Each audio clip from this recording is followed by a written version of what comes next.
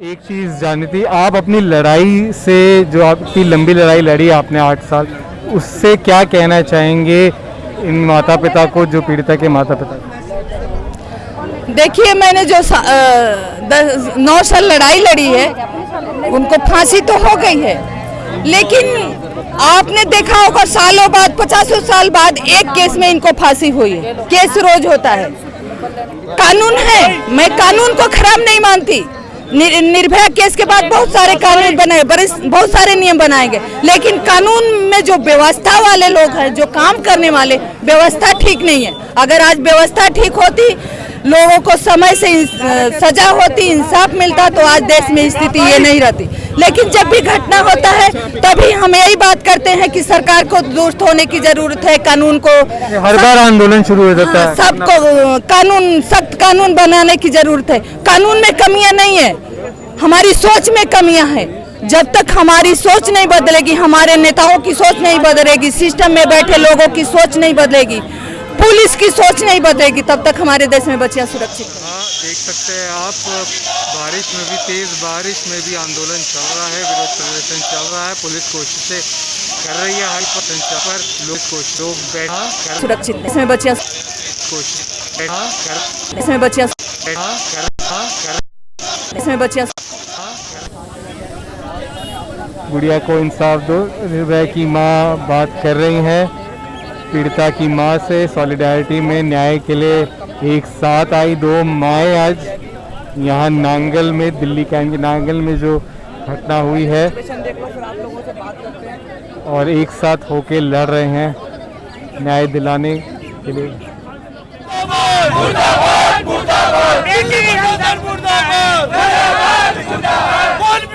जिंदाबाद जिंदाबाद जिंदाबाद, वाल्मीकि एकता जिंदाबाद जिंदाबाद जिंदाबाद, आवाज दो हमें, आवाज दो हमें। अरे गुंडागर्दी नहीं चलेगी, नहीं चलेगी, नहीं चलेगी। अरे गुंडागर्दी नहीं चलेगी, नहीं चलेगी, नहीं चलेगी। प्रशासन की गुंडागर्दी नहीं चलेगी, नहीं चलेगी, नहीं चलेगी। दोषियों को फांसी दो, फांसी दो, फांसी दो, दोषियों को फांसी दो, फांसी दो, फांसी दो, दोषियों को फांसी दो, फांसी दो, फांसी दो। बेटी हम शर्मिंदा है। ये मूवमेंट और बड़ा होते दिख रहा है आपको, न्याय के लिए ये मूवमेंट?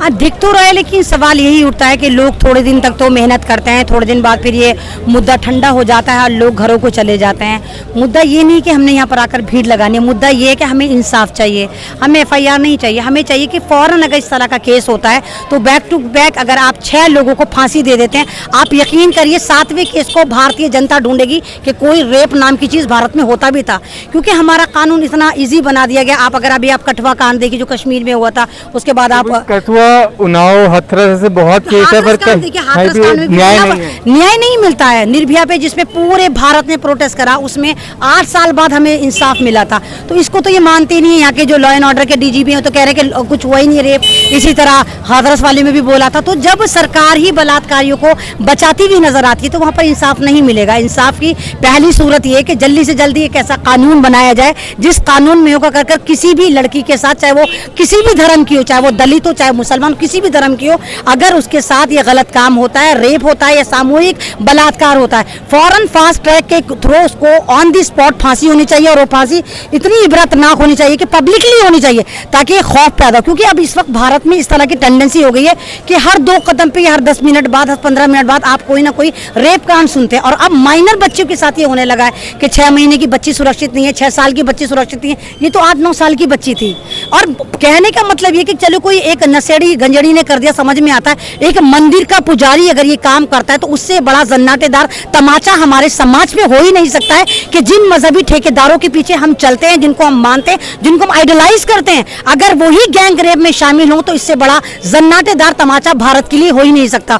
और ये एक ऐसा स्कैंडल है जिसने पूरे भारत को शर्मसार करा है। इंटरनेशनल मीडिया में ये बाइट चल रही है, लेकिन ये बाइट नहीं चल रही तो स्ट्रीम मीडिया के मुजरों में नहीं चल रही। उनकी ताता थैया मोदी जी ग्रेट, नमस्ते मोदी जी, थैंक यू मोदी जी, उसके अलावा कहीं नहीं चल रही। जय भीम साथियों, मैं खड़ा हूँ आज दिल्ली कैंट में, दिल्ली कैंट के शमशान भूमि में, उस शमशान घाट के सामने जहां राधे श्याम और उनके साथियों ने, यहाँ के पुजारी राधे श्याम और उनके साथियों ने 9 साल की नाबालिग बच्ची के साथ गैंग रेप और हत्या जैसी हैवानियत हरकत करी है, जिससे एकदम बहुत ही जिसकी भर्त्सना कर जाए कम है। और आप देख सकते हैं यहाँ पे आज होना था देह संस्कार, सुबह कह रहे हैं आज दिन में कभी भी हो सकता है। अभी हमें पुष्टि नहीं हो पाई है कि परिवार को बॉडी पार्ट्स, जो रिमेनिंग बॉडी पार्ट्स थे, टांगे थी, वो पार्ट्स मिले हैं कि नहीं, पर अभी कह रहे हैं आज कभी भी हो सकता है। तो पुलिस भी काफ़ी है यहाँ पूरी रोड पे। और हम आपको ये भी दिखा दें, ये शमशान घाट से ही पुलिस है। और पीछे आप मेरे देखेंगे तो पीर बाबा की दरगाह देख सकते हैं आप साइड पे, वहाँ जो पीछे सफ़ेद रंग का आपको दिख रहा है वो पीर बाबा की दरगाह है, जहाँ खेलने आती थी बच्ची और जहाँ बच्ची के माता पिता बैठते थे रोज़। और वो पानी भरने आई थी शमशान घाट में, बस यहाँ से आधा मिनट के वॉकिंग डिस्टेंस पर ही है, शमशान घाट में आई थी और उससे पानी पीने के लिए और आई थी। और उस समय रात को जब शाम को वो घटना हुई, इधर ही हुई। और देह संस्कार अभी भी परिवार करना चाहता है। अभी हम पुष्टि कर रहे हैं कि पुलिस क्या देगी वो पार्ट्स के नहीं। आप हमारे साथ बने रहिए द न्यूज़ बीक चैनल पे, हम आपको यहाँ पल पल खबर लाते रहेंगे कि क्या हो रहा है। अभी भी आंदोलनकारी बैठे हैं और पुलिस भी यहाँ बहुत सारी बैठी है। जय भीम।